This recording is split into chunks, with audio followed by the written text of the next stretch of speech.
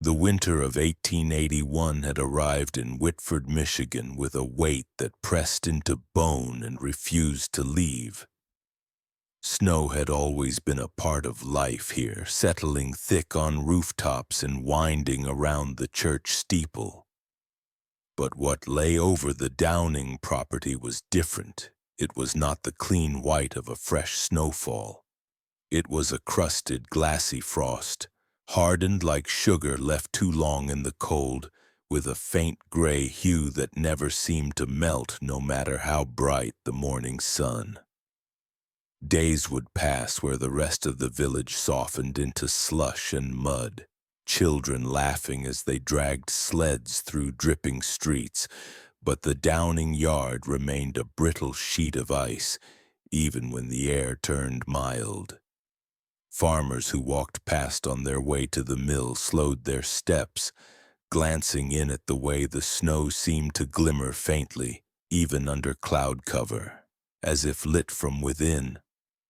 Some said it was nothing more than bad drainage, the low ground holding ice longer than the rest. Others, in hushed tones, called it a sign of something that ought not be named. The Downing house itself was plain. Clapboard walls faded to the color of old milk, shutters hanging unevenly from years of wind. It was not wealth or beauty that drew the eye, but a feeling. Travelers described it as the sensation of stepping into a church at midnight, a stillness too deep to be comforting. On the morning of January 6th, when the village midwife trudged through that unmelted snow to answer Sarah Downing's labor cries, she noticed the air shift as soon as her boot touched the frost. The cold was sharper, not in a way that stung the skin, but in a way that seemed to reach for the heart, slowing the pulse. She found herself breathing shallow, her fingers aching before she even reached the door. Inside, the fire was burning high, yet no warmth touched her. The heat seemed swallowed before it could spread, absorbed into the very walls. Sarah was a small woman with hair that had once been a pale yellow, but was now streaked through with silver despite her 30 years. Her husband, Jonathan, stood at the foot of the bed, a steady hand resting on her ankle, his face as calm as a man waiting for bread to rise. He barely looked up when the midwife entered. Sarah's eyes were wide and fixed on some distant point above the ceiling, her lips murmuring words the midwife could not catch. The birth itself was quiet, too quiet. The baby slid into the world without a scream, without even the ragged inhale that made new mothers weep with relief. He opened his eyes immediately, pale gray and too focused, as if the room around him was not new at all. The midwife shivered, not because of his stillness, but because when she wrapped him in blankets, her fingertips prickled as though she had pressed them to ice. She looked to Jonathan for some reaction, but he was smiling faintly, almost proudly, as though this silence was exactly what he had hoped for. They named him Elias.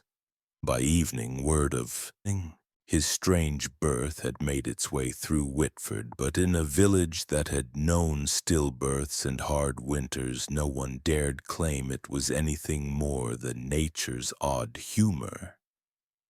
Yet as the weeks passed, those who held the child swore they felt their skin tighten and their breath shorten.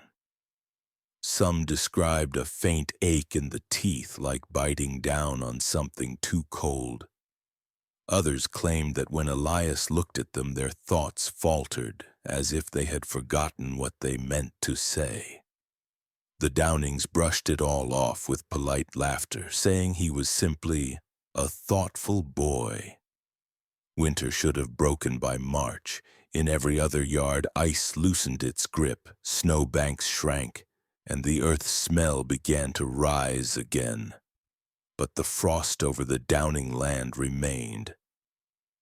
A young farmhand drunk from the tavern tried to scrape a piece of it away with a spade one night, thinking it a joke.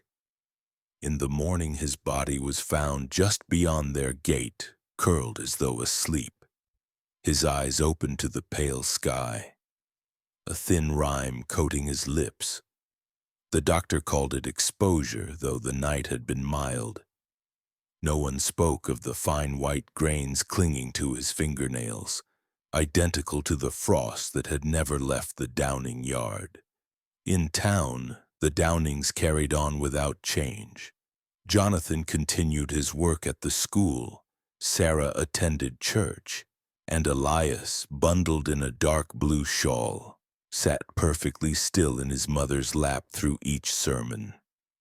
He never cried, not once. The other children squirmed, whispered, and were tugged back into line by impatient parents. But Elias only watched, always watched.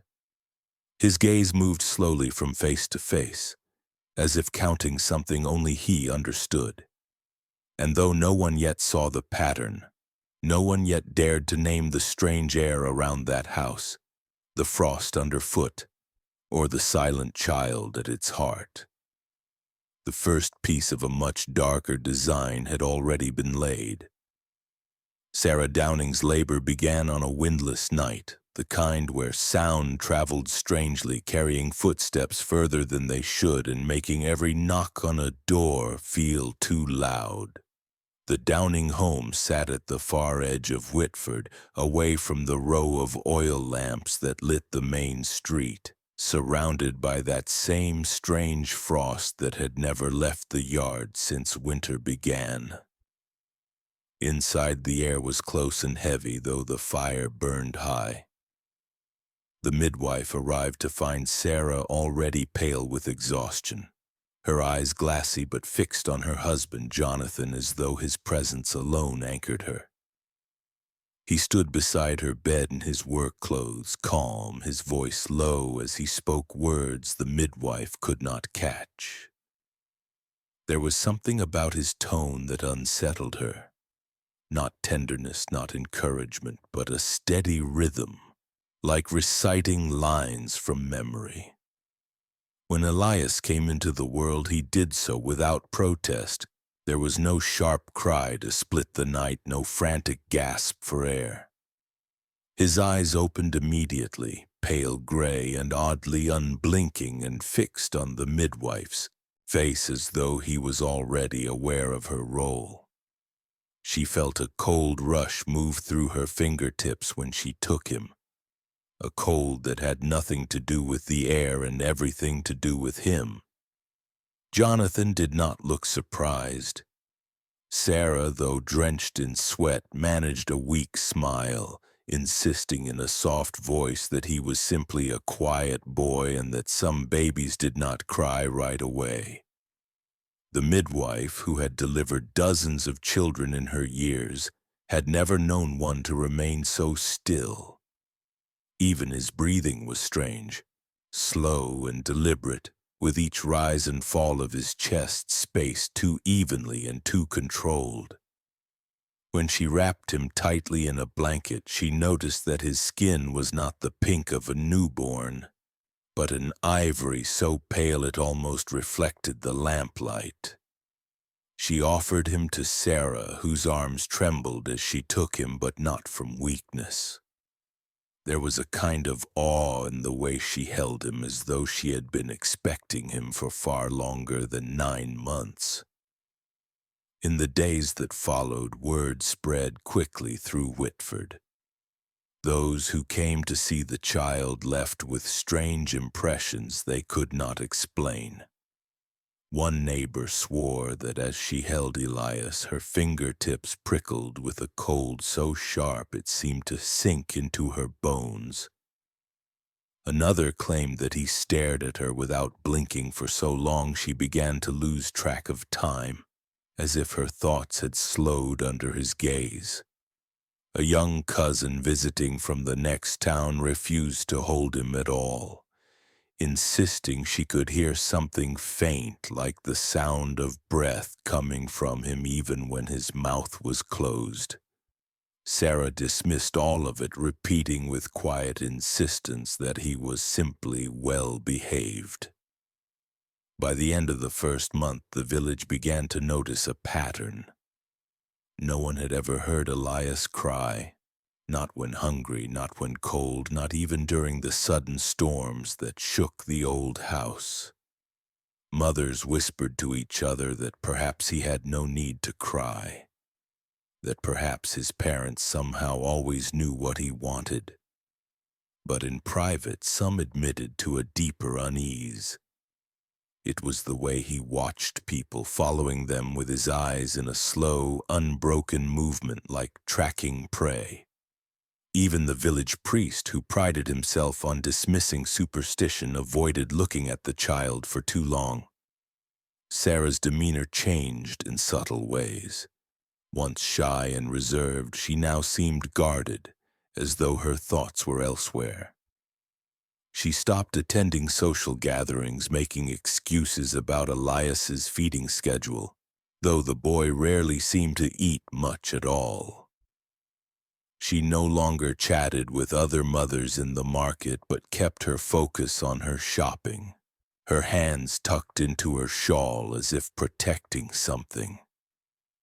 Jonathan carried on with his work at the school, quiet and methodical as ever.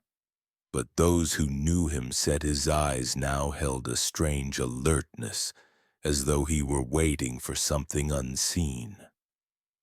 The frost around their yard did not recede, even as the spring thaw began to soften the rest of Whitford. While Legion's other homes saw patches of grass returning, the Downing property remained locked under that glassy gray crust. Some claimed it was simply because the ground there held less sun, but those who had walked it swore the cold radiated upward, numbing the soles of their feet through their boots. A few children dared each other to step onto it, laughing until they did, only to run back pale and shivering, unable to explain the sudden ache in their teeth or the way the air had seemed to thicken in their lungs. Elias grew slowly, but his expression never changed. Whether awake or asleep, there was no slackness to his face, no warmth in his small hands when he reached for a toy. When Sarah lifted him to her shoulder, he would rest his head, but never in the relaxed way of other children. His stillness seemed deliberate, as though he was conserving himself for something. Those who looked closely thought they saw a faint change in the color of his irises in dim light, a shift from pale gray to something almost silver, reflecting back more than they should. By the end of that first year, the village had stopped asking questions. They told themselves there was nothing to be uneasy about, that some children were simply different. Superstition, after all, dies fastest when smothered in silence.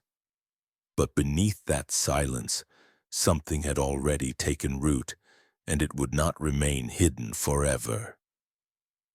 The winter of 1888 brought no joy to Whitford. Snow fell late that year, but when it came, it was heavy and wet, pulling at the roofs of barns and bending the branches of the elm trees. In the Downing yard, however, the snow had not waited for winter. The frost that had never left since Elias's birth had only deepened, hardened into a pale crust that seemed to grow thicker the closer one came to the house. Sarah Downing's pregnancy had been quiet and unremarkable to the villagers, though they noticed she walked less in those months, kept her head low, and rarely entered the shops without Jonathan by her side. When the first labor pains began, she sent no word until the midwife was summoned by Jonathan himself, his tone calm, his coat dry despite the storm outside. The midwife who had delivered Elias had moved away years earlier, leaving the task to her younger sister, a woman still new to the profession and eager to prove herself. She stepped through the Downing door with her breath rising in clouds despite the fire in the hearth. Sarah lay on the bed, her face pale and eyes wide, but it was not fear that shone there. It was something closer to focus, as if her mind was elsewhere entirely. Jonathan stood behind her head, one hand resting on her shoulder, his gaze fixed on the window though the curtains were drawn. When the child emerged, she did so with the same unnatural silence that had marked Elias's birth 7 years before. Her face was identical to his, the same pale reflective skin, the same fine colorless lashes, and the same unblinking gray eyes that opened far too soon. The midwife hesitated, unsettled, and felt an odd heat rise behind her own eyes as the newborn stared directly into them. For a fleeting second she had the disorienting impression that the child understood exactly what she was thinking, as if she could see the doubt forming in the midwife's mind. The sensation passed quickly, but it left her hands shaking as she wrapped the infant in a blanket. They named her Miriam, and within days the air around the Downing house seemed to thicken again. Villagers had grown accustomed to the strange cold of their yard, but this time there was something new. A faint sour scent that drifted on the wind from the direction of the property. It was first noticed by the Whitford butcher, who complained of smelling it even inside his shop. Soon after, the livestock deaths began. The first was a farmer's goat found lying in the snow with its eyes wide open, body limp, no blood on its fur but its flesh oddly sunken. The next day, a cow from the same farm collapsed in its stall, and when the hide was cut open, there was no fluid in its veins. The veterinarian, baffled, said it was as if the animal had been drained from the inside without a single mark to show for it. As more animals died, the pattern grew stranger. None had wounds. Their bodies were light, their skin loose over bone.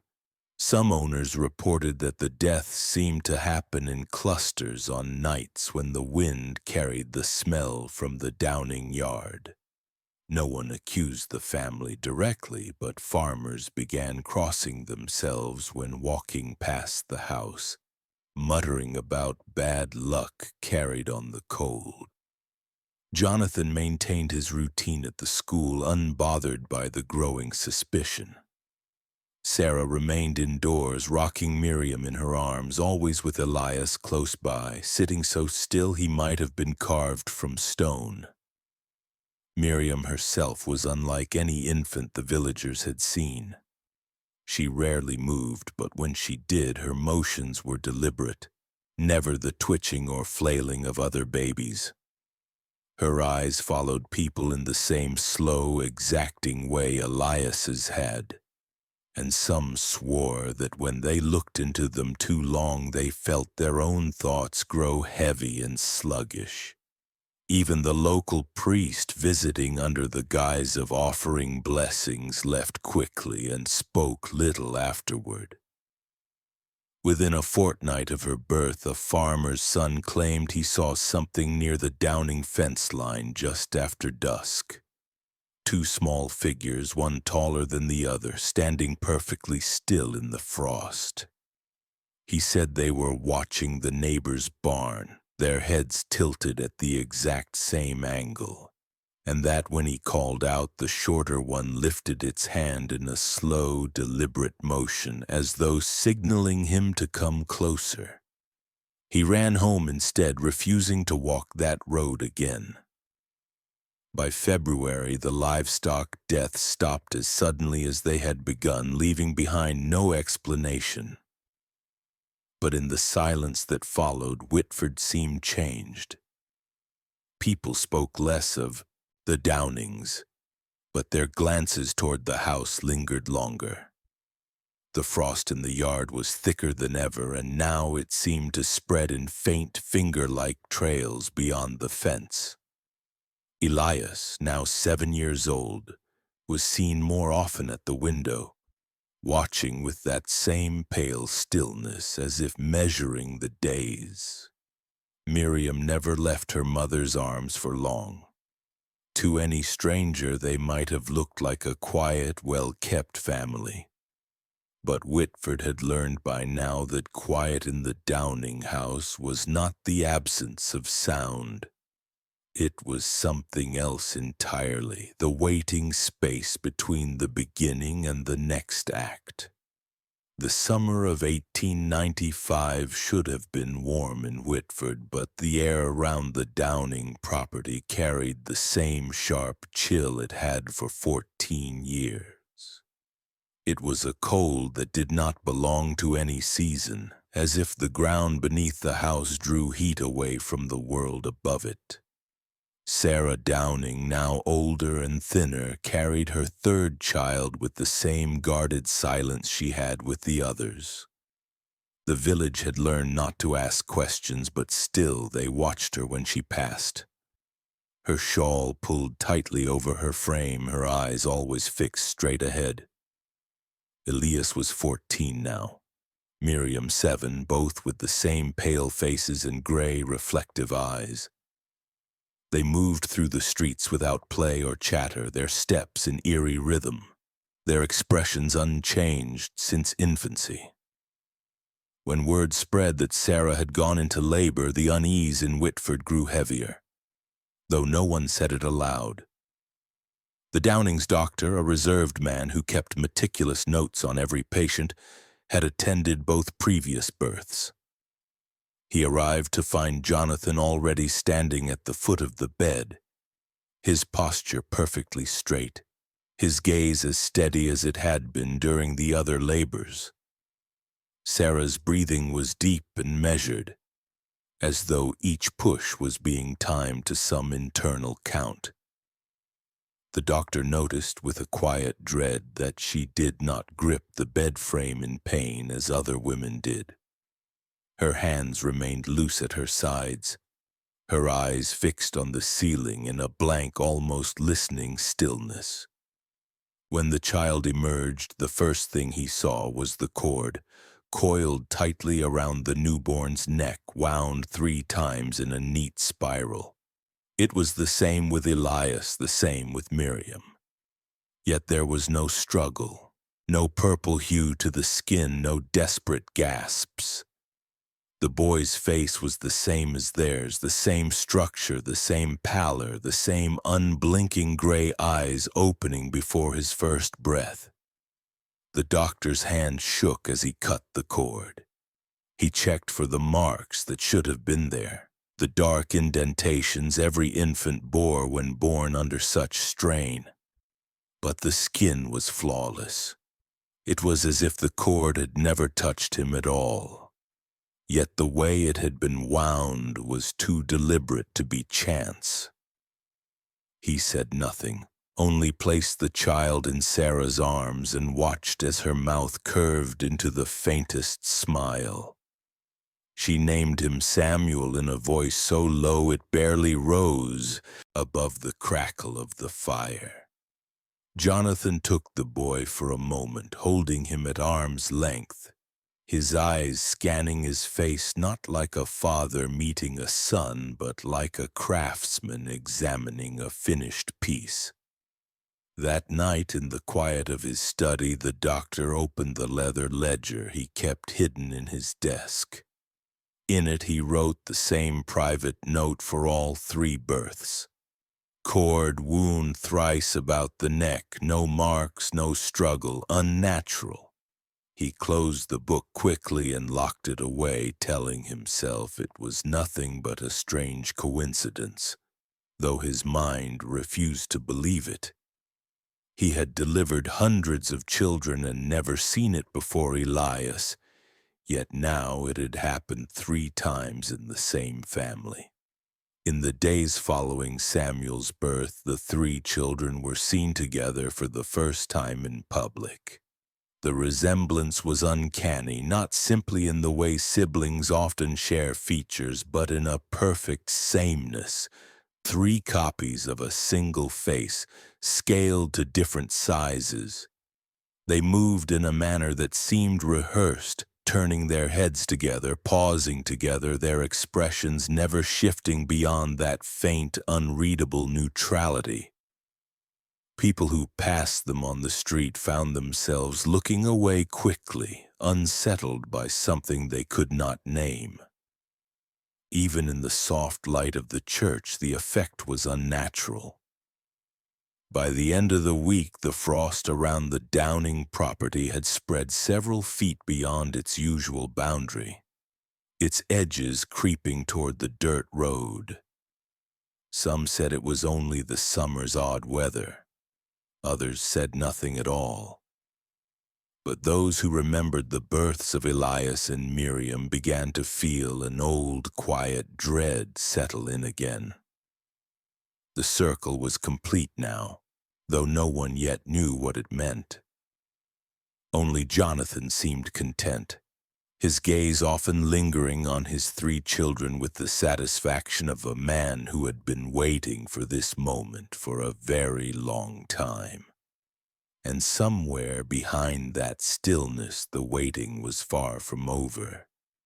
The first snowfall in Whitford had always been a quiet event, the kind that drew families to their windows and sent children rushing outside to press footprints into the clean white surface.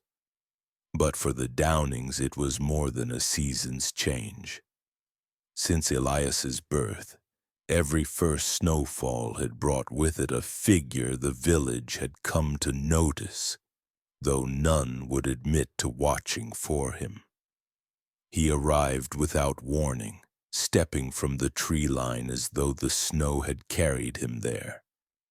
Always dressed in a black coat of fine wool, his boots polished, his gloves spotless despite the weather. His face was forgettable in a way that made it worse. No striking features, nothing to mark him, only the sense that his eyes saw further than they should. He never came with a carriage, never left tracks in the snow behind him, yet always found his way to the Downing door. The visits were short. He would enter, remain for no more than an hour, and leave with the same small black satchel in his hand. Was not the satchel itself that unsettled people, but the change that followed. Each year, in the days after his visit, the Downing children seemed paler.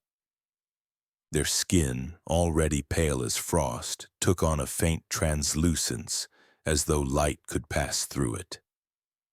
They moved slower and spoke even less, their voices lower if they spoke at all. Then gradually they would return to their usual stillness, though never quite the same as before. The village doctor, who had no business in their home unless summoned, could only observe from a distance, and in his private notes he called it a periodic decline, followed by a return to baseline.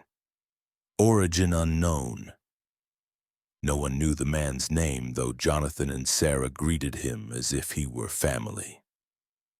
Once, in 1891, a curious neighbor lingered near the property when the snowfall began, hoping to catch sight of the exchange. She later told her sister that when the door opened, she saw the man standing in the hall with his gloved hand resting on Elias's shoulder. The boy's eyes were closed, but his lips moved in a slow rhythm as if reciting something. Miriam stood behind him, her hand resting on the newel post, and her expression was so fixed it might have been carved from stone. The neighbor said she felt as though the air around the house had grown thicker and harder to breathe, and that the cold no longer came from the snow but from something inside. She turned away before the man stepped out, claiming she could hear a faint hum, low and steady coming from within the house. The first snowfall of 1895, the year Samuel was born, was heavier than usual. The man came again, walking with the same unhurried pace, his satchel swinging lightly at his side. When he left that day, the frost surrounding the Downing property seemed to have darkened, taking on a faint gray hue that lingered even when the snow in the rest of Whitford melted weeks later. Some wondered aloud if he might be a distant relative from the city, a benefactor, or a businessman with some quiet arrangement. But the longer his pattern continued, the fewer dared to speak of him at all. In Whitford, the most dangerous things were the ones no one named. Over time, his arrival became a signal in the village. The first snow would fall, and somewhere inside the Downing house something unseen would take place. No one knew what was exchanged, but the effect was always the same. The house seemed to hold its breath for days afterward, the air around it heavier, as if it had exhaled something it should have kept hidden. People crossed the street rather than passed directly in front, and even the church bells seemed quieter when their sound reached that part of the road. The children, restored to their usual movements within a fortnight, never spoke of the man, not to each other, not to anyone. By the turn of the decade, only the oldest residents remembered the winters before his visits began. For everyone else, the well-dressed stranger and his satchel were simply part of the season, as inevitable as the frost in the Downing yard.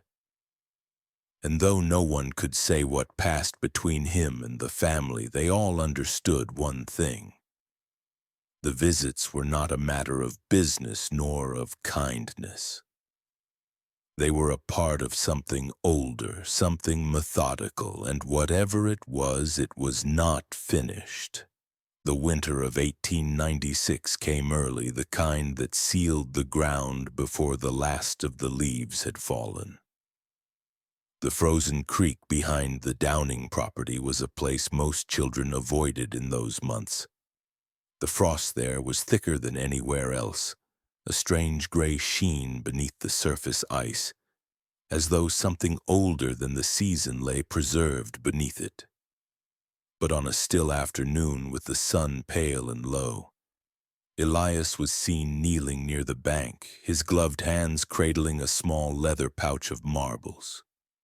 Across from him sat Thomas Alder, a boy of 9 with a loud laugh and quick temper, the kind of child who never stayed still for long.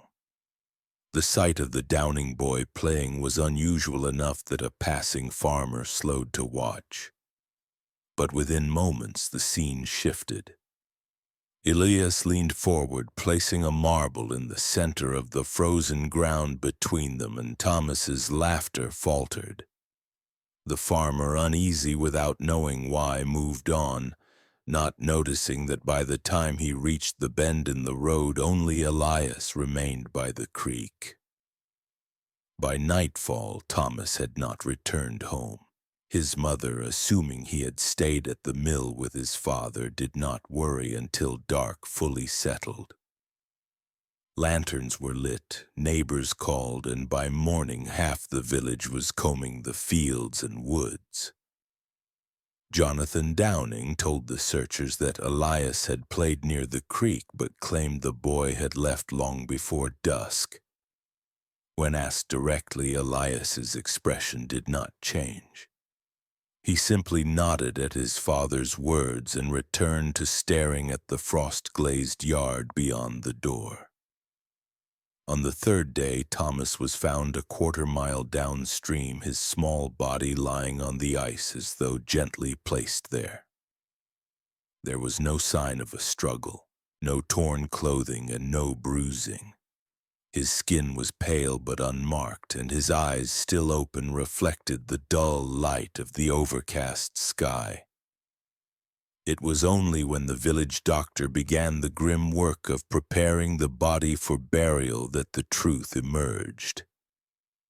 Every tooth in Thomas's mouth was gone, not broken, not pulled with force, but absent, the gums unnaturally smooth as though they had never been there.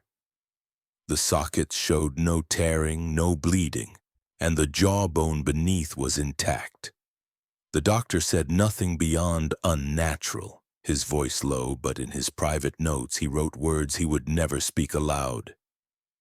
Removed in perfect sequence. Not by tool, no trauma, impossible. The village's reaction was swift but muted. There were no public accusations, only sidelong glances, only the quiet closing of shutters when the Downing children walked past. Jonathan, as always, moved through the streets with the same measured steps, his face unreadable. Sarah kept Miriam and Samuel close, but Elias continued to roam, appearing in strange places. The edge of the schoolyard at recess, the path to the mill, and the shadowed corner of the church during evening services. No one could say what he did in these moments, only that when children noticed him watching, they would fall silent without knowing why. Thomas's funeral drew the entire village. The coffin was small, the wood unfinished, a simple box set upon two stands in the church. Snow fell in a slow, steady curtain outside, muffling the sound of the bells. In the front pew sat the Downing family, all in black. Miriam and Samuel sat side by side, their hands folded perfectly in their laps, their posture so still they could have been carved from the same piece of stone. Elias sat beside them, his eyes fixed not on the grieving parents, not on the priest, but on the coffin itself. His gaze did not shift for the entire service, and more than one person later claimed that there was no sorrow in his face, only a quiet, consuming interest, as though he were studying something in the shape of the wood or in the space it contained. When the coffin was carried past, the Downing children's heads turned in unison, their eyes following it with slow precision. It was a movement so exact, so synchronized, that it unsettled even those who had tried to dismiss the rumors. The family left without a word, the snow closing over their footprints before the mourners had returned to the church hall. In the weeks that followed, no more was said of the missing teeth, not in public.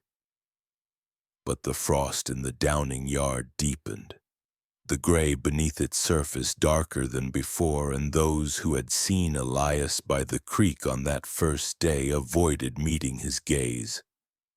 They could not name what they felt, only that it was the same quiet dread as watching a pattern form, knowing that what had happened to Thomas Alder was not an end, but the first piece of something that had only just begun.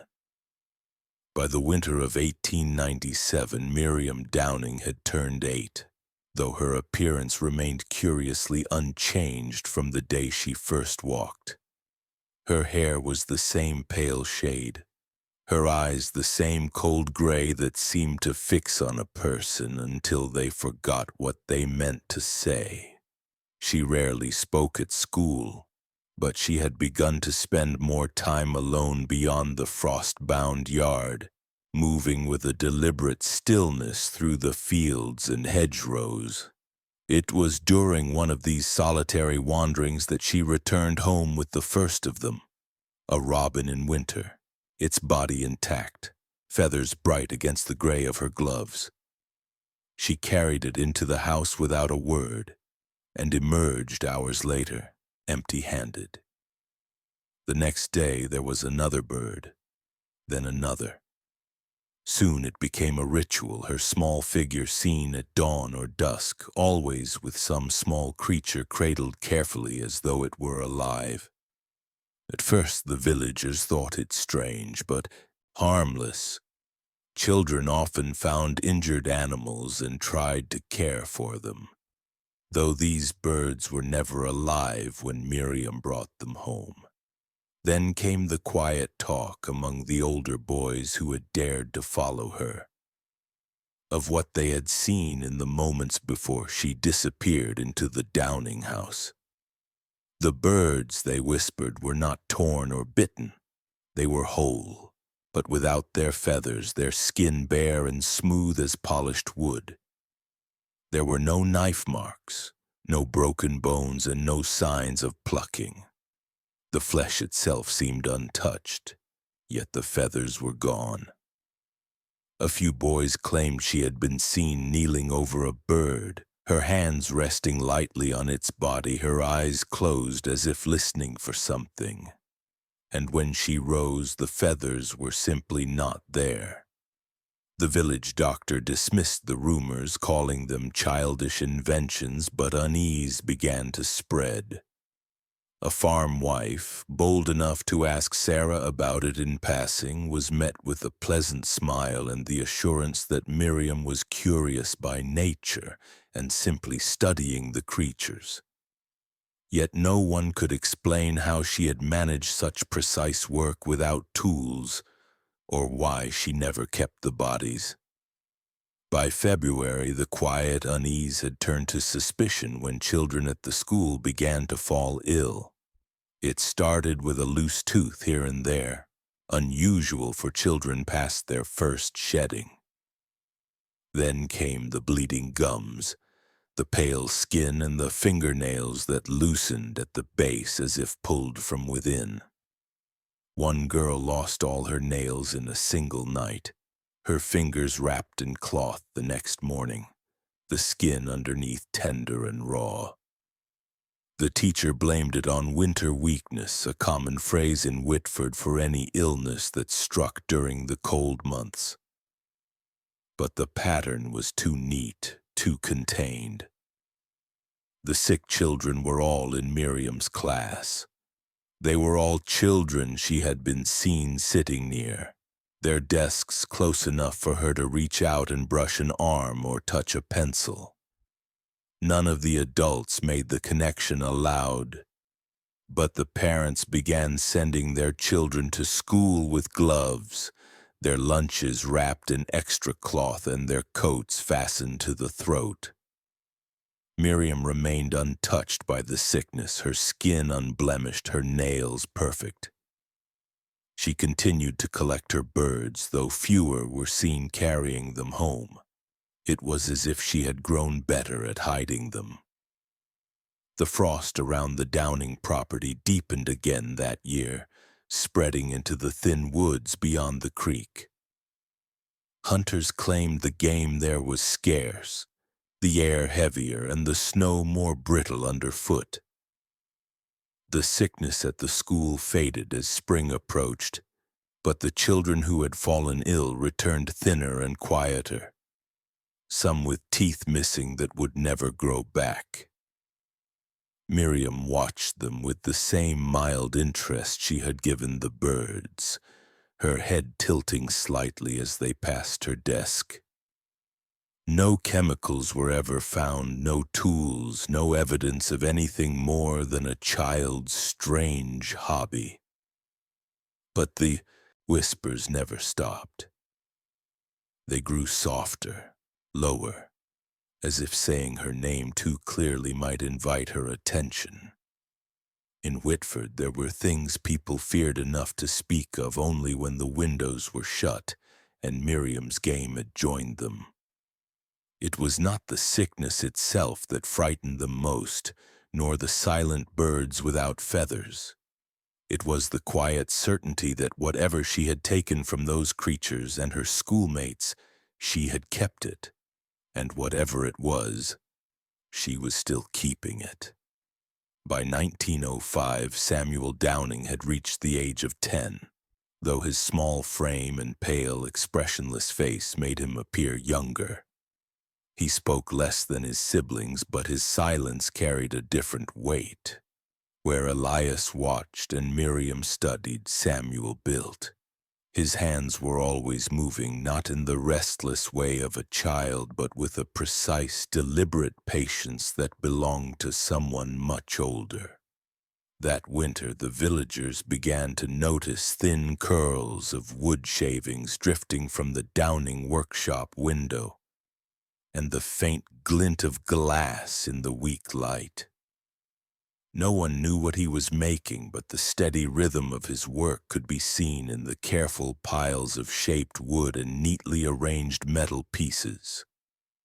By early spring, the object took form, a small wooden box no larger than a bread loaf, fitted with narrow glass tubes and delicate brass gears that spun with the faintest turn of a hand crank. There were no wires, no clock face, and no markings of purpose. It made no sound when operated, not even the mechanical tick one might expect. Yet those who stood near it reported something strange. It was not heard with the ears, but felt somewhere deeper, as if the sound bypassed the body entirely and settled in the mind. It was a low, continuous sobbing, not loud, not pleading, but steady, rhythmic, and impossibly close, as if the source was just behind them no matter where they stood. Those who experienced it spoke of the hair at the base of their neck rising and of an unshakable heaviness that lingered for hours after they left. When the first snowfall came late that year, the Downings hosted their only visitors of the season, the Bristow family who lived half a mile north. They brought their newborn daughter, swaddled tightly against the cold, and were greeted with unusual warmth by Sarah, who ushered them in to sit by the fire. Samuel, though silent, carried his wooden device to the center table and placed it there as if it were an offering. He turned the crank once, slowly, his eyes never leaving the baby. The Bristows remarked afterward that they heard nothing unusual, yet Mrs. Bristow could not shake the feeling that her arms were heavier while holding her child, as if something were pressing down on her. The visit was brief, no more than an hour, and the Downings sent them home with smiles and polite wishes for the child's health. By morning, the Bristow home was silent. The baby lay in her crib, her face serene, her skin cool but not stiff. There was no sign of struggle, no illness, and no visible cause. The doctor could only say her heart had stopped. In his notes he wrote peaceful, unexplained, though he did not write of the odd impression he had when he leaned close to examine her. For a fleeting moment he thought he heard a faint, muffled weeping from somewhere in the room. But when he turned, there was no one there. Rumors began to coil through Whitford in the days that followed. Some whispered that the Downings had cursed the child. Others said the frost from their yard had spread into the Bristow house. No one spoke of Samuel directly, but more than one neighbor recalled the strange device and the stillness of the boy's hands upon it. The Bristows buried their daughter in the churchyard, and the Downing children attended the funeral, standing apart from the mourners, their eyes fixed on the small white coffin as it was lowered into the earth. Samuel continued to work in the workshop, refining his machine. Those who passed the house swore the frost at the edge of the property had taken on a darker shade, almost the color of ash beneath the ice. No one dared ask to see the device again, but a few claimed they had glimpsed it through the workshop window. The glass tubes glinting faintly even when no light touched them. The gears turning in perfect silence, as if moved by something other than Samuel's hand. Whatever the machine's true purpose, it was not yet complete. Samuel's work, like his siblings, was part of something larger, something that required patience, precision, and the quiet certainty that the next act would always be worse than the last. The storm that tore through Whitford in the autumn of 1906 came without warning, rolling in on a black sky that split with sudden white flashes. Rain fell in sheets, thick enough to bend the trees and rattle the shutters until they tore free from their hinges. Most families spent the night huddled by their hearths, but the Downing house seemed to take the brunt of the wind. At dawn, when the village stepped into the wreckage of broken fences and scattered branches, it was clear the storm had done more than strip roofs. It had torn away a section of the Downing home's foundation. Where there should have been solid stone, there was a jagged opening yawning into the earth, a black space that none of the villagers had ever seen before. Jonathan Downing had been dead for years, yet his absence seemed sharper that morning, as if he alone might have explained the strange architecture of the house. Sarah stood outside, her shawl drawn tight, watching the workers she had reluctantly agreed to let help with repairs. They pried away the fallen stones and found not the crawl space they expected, but a set of narrow steps leading down. The air that rose from below was cold and damp, carrying with it the faint metallic tang of something preserved far longer than it should have been. When the first of the workers descended, with a lantern, the beam caught rows of shelves lining the walls. Upon them stood jars, dozens, perhaps hundreds, each filled with a cloudy fluid that swirled faintly when disturbed. The shapes inside were unmistakable. Eyes, human in shape and size, suspended in the liquid as though caught mid-blink. Some were clouded with age, their irises faded to pale gray, while others were shockingly clear, the colors preserved as if the person they belonged to had only died yesterday. The sight was enough to send one man staggering back up the steps, his face pale and his breath sharp. But what made the others hesitate was not the number of jars, nor the impossibility of such a collection being hidden beneath the Downing home without the village's knowledge. It was that a few of the eyes moved when the lantern light touched them. The movement was subtle, a twitch of the iris, a slow turn toward the light. But it was enough to make the men swear they were being watched. They stood frozen, unsure whether the motion was a trick of the shifting fluid or something far worse. Sarah entered the cellar herself, her steps slow, her gaze calm as it passed over the rows. She told them in an even voice that these were part of her late husband's medical study, preserved for research during his years as a schoolmaster. The explanation was thin, impossible to reconcile with the sheer number of jars, or the fact that some of the eyes looked far too recent to have been collected decades earlier. But Sarah's composure was unbroken, her tone so certain that the men said nothing.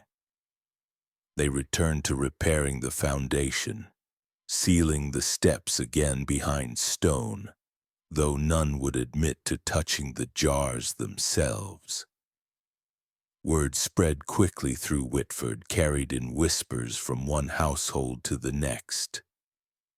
No one dared ask how Jonathan Downing could have obtained such specimens or why they were kept hidden rather than donated to any known institution. But the older villagers remembered small details. A neighbor who had vanished without explanation. A stranger found dead at the edge of the woods, the way the Downing children seemed to study people's faces in unblinking silence. Some began to wonder if those jars were not trophies of research at all, but something collected with the same deliberate care Miriam had shown with her birds, or Samuel with his machine. That winter, the frost around the Downing house thickened again, and some swore it now had a faint reflective sheen, like the surface of an eye catching the light. The cellar was sealed, but the image of those rows lingered in the minds of the men who had seen them, and they found themselves avoiding the Downing property even in daylight. In Whitford, the memory of what lay beneath that house became something unspoken, passed down in fragments and warnings, always ending with the same uneasy truth. Whatever the Downings kept hidden was not meant to be found, and the storm had only given them reason to hide it better. In the autumn of 1902, the air in Whitford carried a stillness that made the sound of footsteps feel louder than they should. The frost around the Downing property had not only remained but seemed to have grown thicker, its pale surface stretching toward the road in thin, branching veins. Inside that house, the three Downing children, Elias at 21, Miriam at 14, and Samuel at 7, moved through their days with the same measured quiet as always. Yet their faces, when seen side by side, were now indistinguishable in age. The fine bones, the pale reflective skin, the gray, depthless eyes. There was no youth or age in them, only a single fixed expression that made them appear carved from the same piece of stone. On the morning of their shared birthday, the first snowfall began to fall in heavy flakes, thick enough to blur the line between ground and sky. It was on such mornings that the well-dressed gentleman always came. But this time he arrived with something different. His satchel, always small enough to be carried with one hand, was now larger, the leather darker, its shape full and heavy. He entered without knocking, and the door closed behind him with a sound that seemed to cut off the outside world entirely. What happened inside was unseen, but those who lived closest to the Downings would later say they heard it, a sound unlike any they had known. At first it was faint, almost like a distant drumbeat, slow and steady. As the hours passed, the rhythm grew deeper and heavier until it seemed to press against the walls of the nearby houses.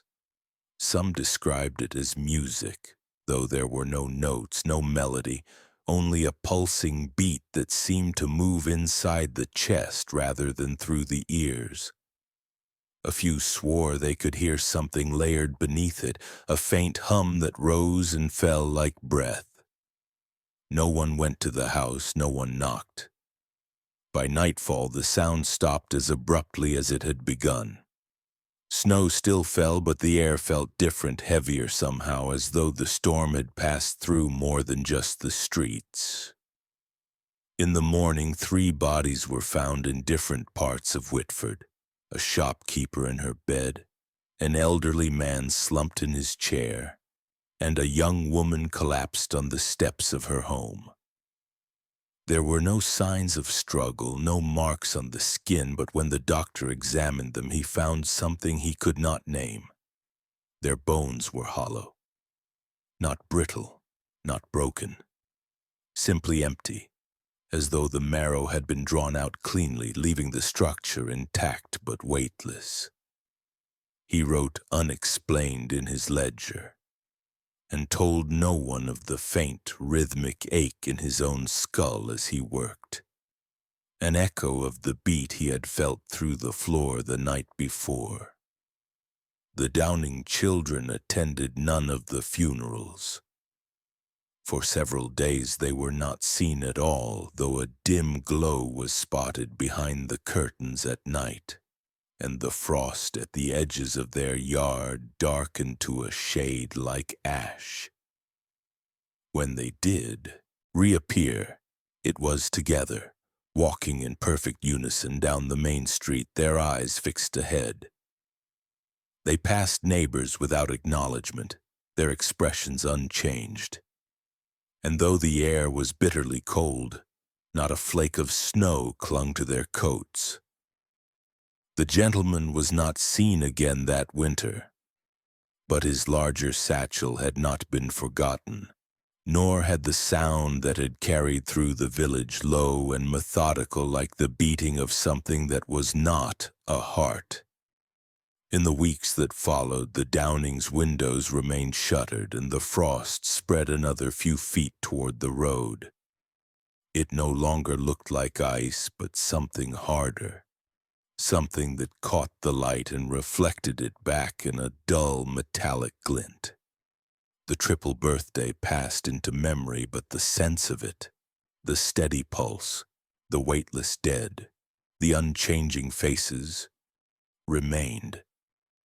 And in Whitford the silence that followed felt less like peace and more like the pause between one beat and the next. The winter of 1906 began with a snowfall unlike any the village had seen. It came down in the night without a sound, coating every roof and road in a fine, sooty black layer that did not melt under the morning sun. It clung to the trees like ash, dulling the sharp outlines of the branches, and when it fell on skin it left no wetness. Only a faint, gritty residue that lingered no matter how hard it was brushed away. The frost around the Downing property had already been there for years, but now it seemed absorbed into the black snow as if the two had merged into something older and heavier. That morning, a note appeared at the homes of the village's older families, written in a precise, careful hand. You are invited to a family service. Attendance is not required. There was no signature, but the paper smelled faintly of the same metallic cold that surrounded the Downing yard. By dusk, the house glowed faintly from within. The curtains were drawn, but in the gaps pale light spilled through, catching on the shifting shapes of the triplets inside. Neighbors who passed, some by accident, others drawn by an unease they could not name, saw them standing in the parlor, arranged in a perfect triangle. They moved with the slow, mirrored precision of dancers, their hands rising and lowering in unison, fingers tracing shapes in the air that seemed too deliberate to be random. There was no sound from within, but those who lingered swore they felt a faint vibration in the ground beneath their feet, like the distant tremor of machinery buried deep below. As the night went on, the black snow fell harder, muffling the village in a thick, oppressive silence. The light in the Downing house never dimmed, and the triplets' shadows kept shifting in perfect time, their movements so fluid they seemed almost liquid. Some watchers claimed that the shadows stretched unnaturally against the walls, bending and twisting into shapes that did not match the forms that cast them. At one point, all three raised their arms together, palms outward, and the glow in the room pulsed once, dimming and brightening again, as if in response to something unseen. Those who saw it turned away, unable to explain why their throats had gone dry. By morning the black snow was gone, as though it had never fallen, replaced by a thin white frost that seemed to shine faintly even under cloud cover. Life in Whitford resumed with the cautious rhythm that followed any strange event, until the first villager opened a family photo album and noticed the absence. It was not that the photographs were damaged. The rooms, the landscapes, the furniture, all were there, untouched. But wherever one of the Downing children had once stood, There was only a blank, colorless space. In some, the gap between the other figures was too wide, as if making room for someone who had never existed. In others, the people on either side seemed to lean subtly away from the empty space, their eyes fixed somewhere they could no longer see. The discovery spread quickly. Albums were pulled from shelves, and framed portraits were taken down from walls. It was the same in every home. Weddings where one of the Downings had stood as a guest now showed only the bride and groom. School photographs with missing faces in the front row. Church gatherings where the space between parishioners seemed strangely hollow. The oldest photographs were no different, even those taken in the years before Miriam or Samuel was born. The images had not faded over time. They had been erased completely, as though the figures had been removed from the memory of the paper itself. The villagers said little, but the change in them was visible. Doors were locked earlier, curtains drawn tighter. Children were told not to linger on the road near the Downing house, though no one explained why. Inside, the triplets moved as they always had. In perfect unison, their faces identical, their eyes reflecting nothing back. And though the family service was never mentioned again, there was the quiet sense that something had been completed that night. A piece of a pattern falling into place. Whatever had happened inside the Downing parlor had reached beyond its walls, into the homes, into the history of Whitford itself, stripping away the record of their presence as if they were preparing for something far worse than being forgotten. The night of October 17th, 1909 began with wind. It moved through Whitford in sharp, uneven gusts, rattling shutters and bending the lamplight into thin, trembling shapes on the road. By midnight, the wind carried the smell of smoke, thick and acrid, rising from the southern edge of the village. It was the Downing house. Flames licked the roof, moving with unnatural precision, almost as if they were being guided.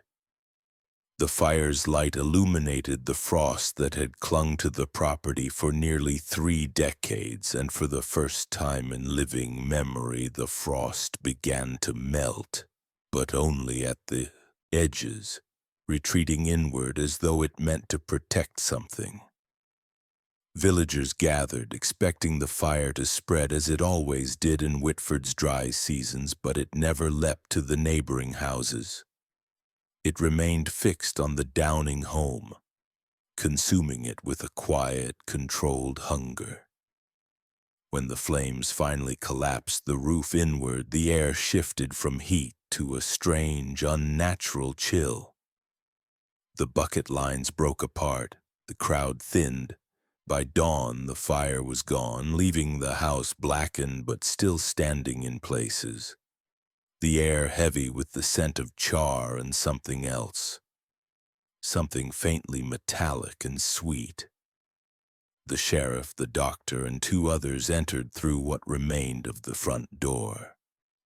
The parlor was reduced to ash, the upstairs floorboards gone, but in the dining room the table was intact, its surface darkened with soot yet untouched by the collapse. Around it sat the 3 Downing children, Elias, Miriam, and Samuel, in high-backed chairs, their hands linked across the table as though in silent prayer. Their throats were slit from ear to ear, the skin cut with perfect precision, yet there was no blood. Not on the table, not on their clothes, not on the floor. Their faces were expressionless, their gray eyes open, their skin as pale as it had been in life. The doctor could not say how long they had been dead. There was no stiffness to the limbs, no collapse of flesh, and no sign of decay. The cuts were too clean to be the work of panic or rage. They looked like a ritual act, not of violence, but of completion. The sheriff asked if the fire had killed them, but the doctor shook his head. Their bodies bore no burns, no inhalation of smoke, and no sign that they had even been present when the flames began. It was possible, he said in a voice almost too low to hear, that they had been sitting like this for some time before the fire, days perhaps longer. No one dared ask how such a thing could be possible. Outside, the crowd waited for answers, but the men who had seen the dining room offered none. The bodies were removed in silence, each wrapped in canvas and carried to the small mortuary at the edge of town. The house, though gutted, still stood on its blackened foundation, the frost already beginning to creep back over the scorched ground. In the days that followed, no one claimed to see the well-dressed gentleman who had come with each first snowfall. Some said the fire had been his doing. Others said it was the work of the triplets themselves, an ending they had chosen for reasons no one could guess. The autopsies gave nothing away. The wounds were clean, inflicted by a blade of unusual sharpness, but without tearing the flesh beyond the cut itself.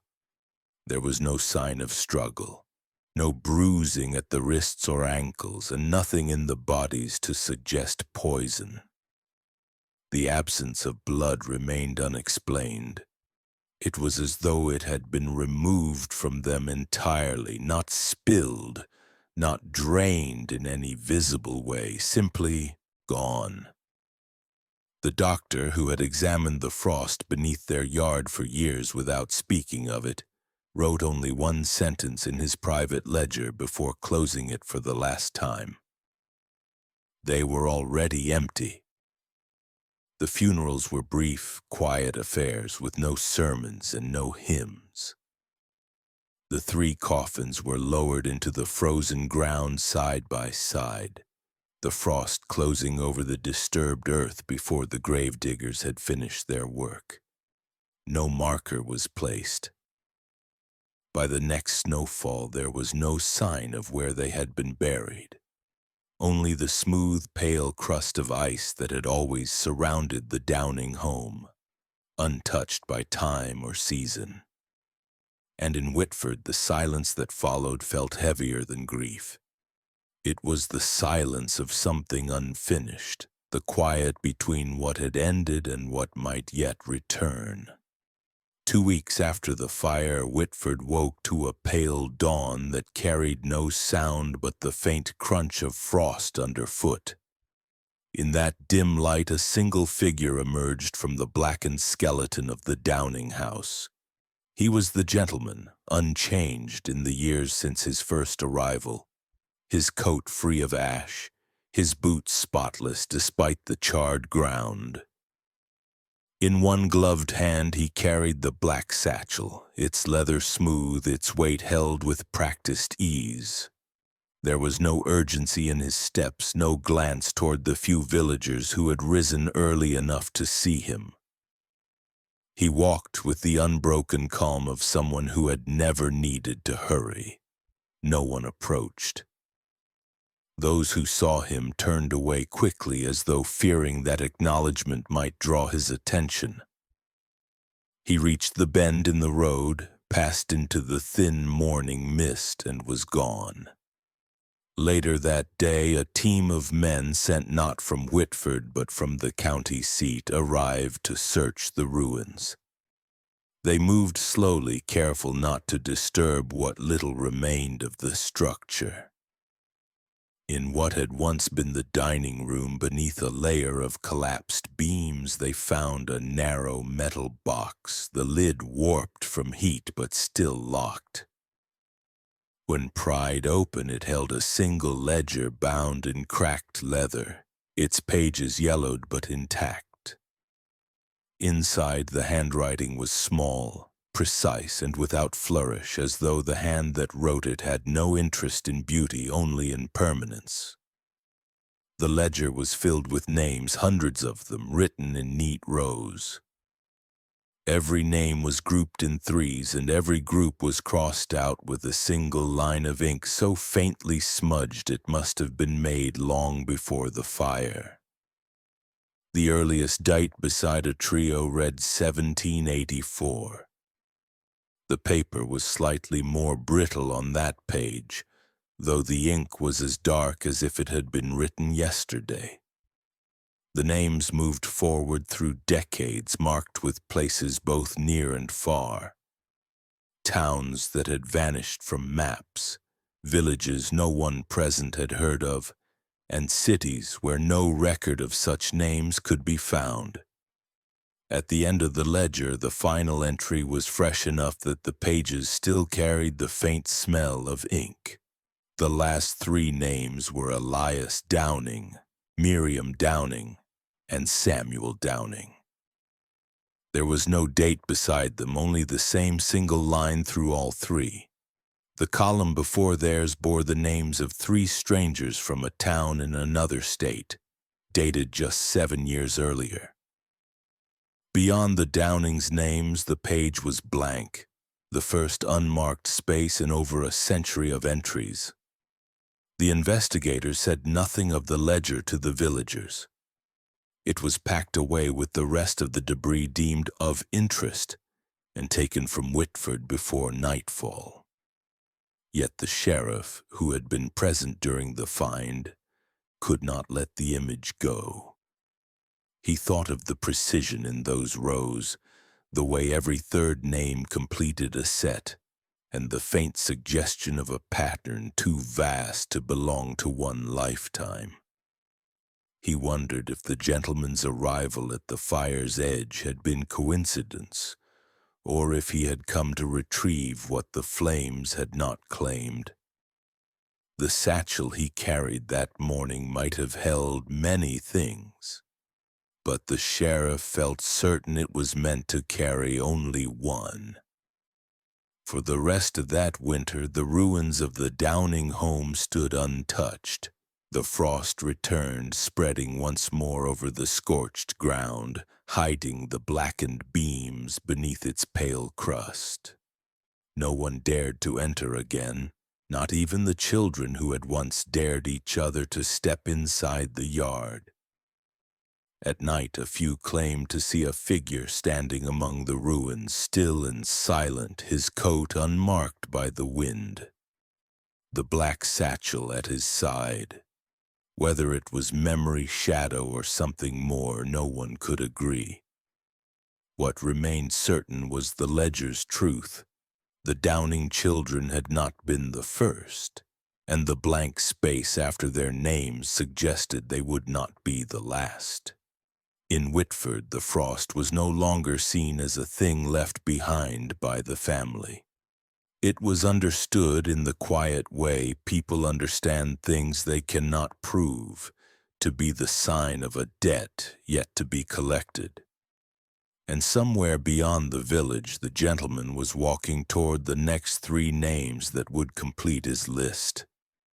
The Downing house never rose again.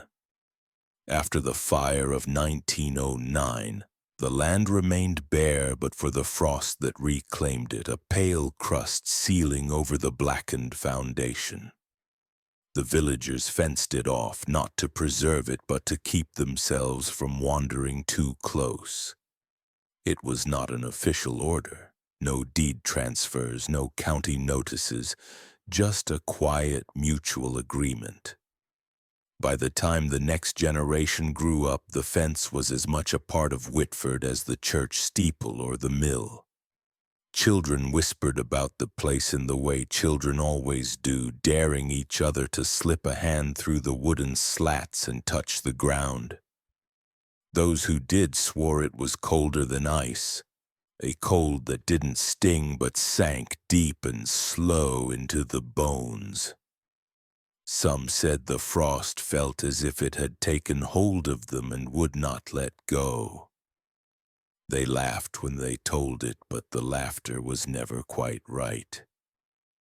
The years passed, and the story of the Downings turned into something brittle and uncertain.